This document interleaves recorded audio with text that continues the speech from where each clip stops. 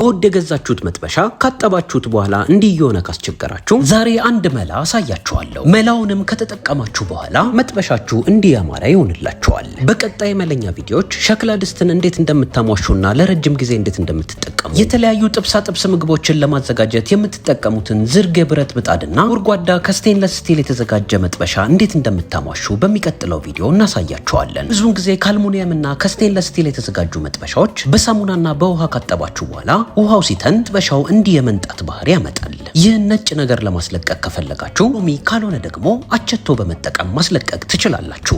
ከናንተ የሚጠበቀው የተወሰነ አቸቶ ከላይ ተጨምሩና ብናኝ በሌለው ለስላሳ ወረቀት ታሹታላችሁ። ያሻችሁት በሄዳችሁ ቁጥር ነጩ ክፍል ሙሉ ለሙሉ ሙልጭ እያለ ይለቅላችኋል። ማሸት ካልፈለጋችሁና ተጨማሪ አቸቶ በቤት ውስጥ ካላችሁ አቸቶን ጨምራችሁ ከ3 እስከ 5 ደቂቃ ቆይታችሁት አቸቶን ትደፉትና በለስላሳ ወረቀት ትጠራርጉታላችሁ። በለስላሳ ወረቀት ከጠራረጋችሁት በኋላ መጥበሻው ልክ አዲስ እንደገዛችሁት ያማረ ይሆንላችኋል። በተጨማሪ ትንሽ አቸቶና ውሃ ጨምራችሁ ዝቅተኛ ሙቀት ሞቅ አድርጋችሁት አውርዳችሁ ትንሽ ታቀዘቅዙትና በንጹህ ውሃ ለቅለቅ አድርጋችሁ በአየር ማድረቅ ትችላላችሁ። ይህን የማጽጃ ዘዴ መጠቀም ያለባችሁ ከአልሙኒየምና ከስቴንለስ ስቲል የተዘጋጁ መጥበሻዎች ላይ ብቻ መሆን አለበት። የዛሬው የመለኛ ቪዲዮ እንደጠቀማችሁ ተስፋ እናደርጋለን። እናመሰግናለን።